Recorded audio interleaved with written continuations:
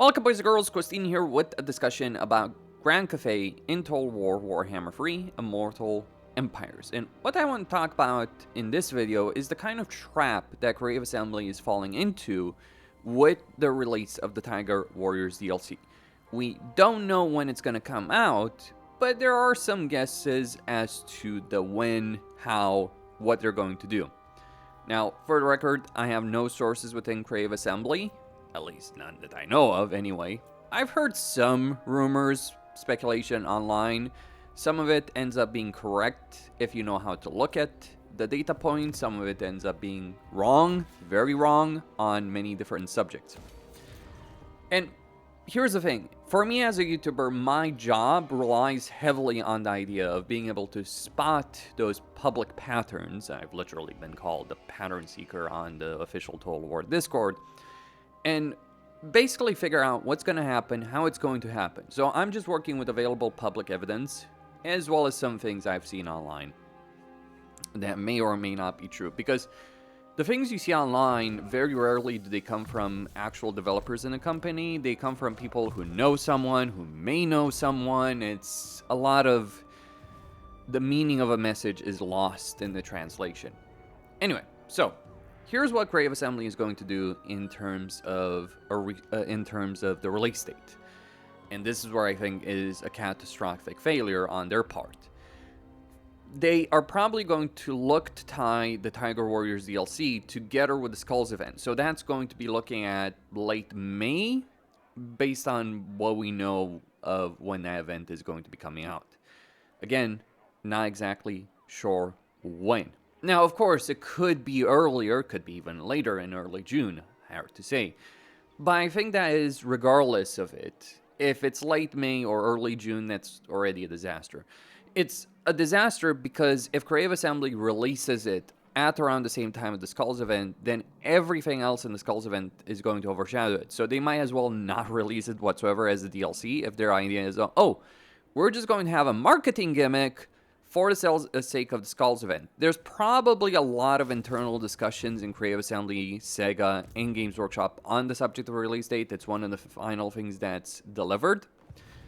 The DLC may or may not be completed at this point, but the actual release date is something they're waiting on. I, as a content creator in their program, have no knowledge of when it's going to come out. It's one of the last things that they give us. And they have not said anything on that. Like, if they had said anything, I wouldn't be able to talk about it. But they have said nothing. And when you say nothing as a company publicly, then don't be surprised YouTubers talk about it. Them saying nothing to content creators is an indication that they're not ready to make the decision. They're looking to wait. And they've stated very publicly as well that it's going to come out late spring. Again, I think that's a mistake. When do I think it should come out? Well, I think a good ideal release date that would actually benefit them from both a marketing standpoint and from the perspective of helping the Skulls event line to win the marketing situation with Skulls event to actually sell copies would be in mid-April. The reason that would be an ideal release date is the way DLCs pan out, and I've seen this as a content creator over and over and over again. You have about a month period of time after a release comes out where you have a significant level of engagement from the player base. Every DLC of Warhammer 3 has followed that same pattern. They release it about a month or so, you have the highest level of engagement. If they wait until late May, they're not going to have that. People will go away from school, they're going to finish school, they're going to go on vacation. They're not going to buy as often. So if they want another failed single-player release with a DLC, then by all means, release it in May. I'm sure I can already feel the scribbling in my head. I don't do scripts for my videos, but I can already feel how that's going to go out and probably make another video where I call another DLC a complete dismal failure if that is their release schedule. So mid-April, at worst, beginning of May. Though, maybe after Easter, like Orthodox Easter is going to be very soon here, so maybe, I'm not sure where it is for Catholics. But regardless of that, after Orthodox Easter, that would be an ideal timing. So more or less like 15th, 16th of April, whenever it comes out, that would be ideal. At worst, early May.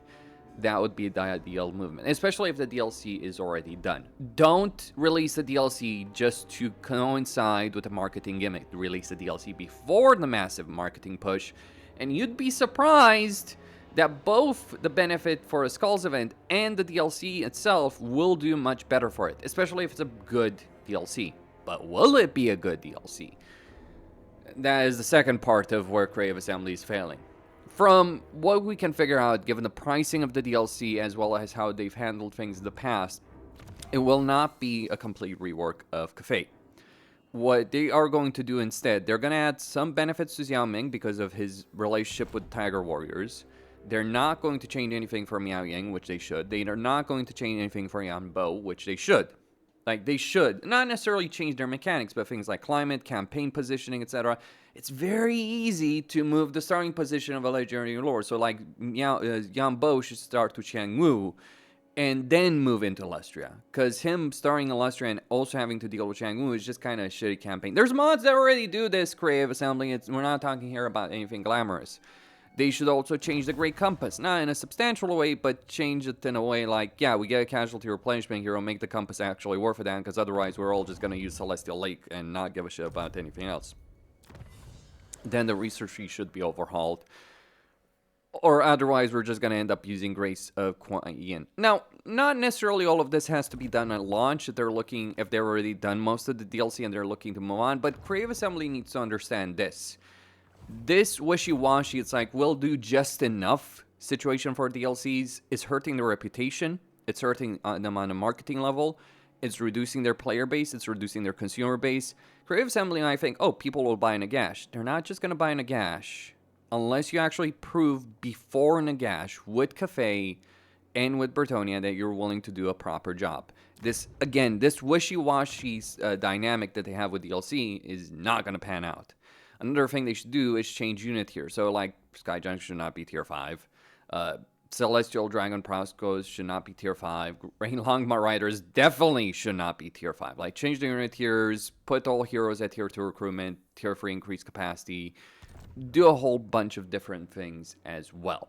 Because that's kind of the problem with Cafe. Like, look at the Game Master hero, for instance. You get to tier 3. Suddenly you can recruit Jade Warriors, Halberds, crossbows with shields, and Game Masters, which significantly buffed up, keep benefit of Jade Warriors. Which means you go from a power level that you have at tier 2 to ridiculous power levels. So, put the Game Master at tier 2, give Jade Warriors regular ones and crossbows and warband upgrade systems so we can spend the vast mountains of cash on something. Put Celestial Dragon Guard at tier 3, and put Celestial Dragon Crossbows at tier 4. Or put them both at tier 4, really. It doesn't matter, really. Or one at tier 3 and one at tier 4. Maybe some landmarks could give them both at tier 3. Alchemist should give casualty replenishment. The new hero should give increased mobility. Or who knows, maybe the new hero will finally be a casualty replenishment hero. We don't know on that subject. But those are some of the core ideas I would have in mind. There's other videos I've done on the subject of Cafe. I recommend you check them out. But essentially, that would be it. However, I need to stress this out. If Creative Assembly does not substantively improve Grand Cafe in any way with the Tiger Warriors DLC, it will be a flop. Racial reworks and Legendary Lord reworks matter far more for the success of a DLC than anything else. If they're just looking to release a cheap shit unit pack that they think is going to do well, or just keep the game alive, no. Content creators are done with Old War as it is. A lot of us have lost a significant amount of time, money, and really mental sanity covering this shit. A lot of us are sick and tired. Every day and every month that Creative Assembly treats us as disposable trash and they think we'll just show up. Well, Legend quit. Others have quit. Even Great Book of Grudges has made this point in his videos that he's kind of just fed up with it. Because we are on the financial brink and Creative Assembly does not give a flying fuck. And you might say, oh, they don't have to care. Well, their marketing is garbage. Their marketing strategy is garbage. The one thing that sells their entire game is content creators. And whatever you might think of Lore Master of Sortek and Gozarkovich, having more content creators that are spending significant amount of time, money, and resources in general on covering a game full time is important for the overall success of a game. Because content creators are not doing that. People are not interested at this moment in watching Warhammer free content. And that's because of the state of the game, as well as the spaced out releases. CA thinks that's going to change with Nagash and 40k Total War. I would say they're fumbling fools in respect to that. That would be my direct message. I know it's not the polite version. If you wanted the polite corporate HR version, you can hire an HR firm as far as I'm concerned. I'm not here to deliver polite. I'm here to deal precise. Costin signing out. Stay tuned for more. And hey, look, I know things have been what they have been for everyone in the last period. But yeah, if you want to donate via PayPal, Patreon, all that, consider doing so, because we've been through a lot of stuff lately. Every single content creator on YouTube focused on Total War or just gaming in general is kind of struggling right now. A lot of us are. So if you do appreciate the kind of work I do or what others do, just understand beneath that work is an actual person who's struggling as well. So a lot of us are struggling. It's been a pretty miserable month in March for me, personally. Costin signing out.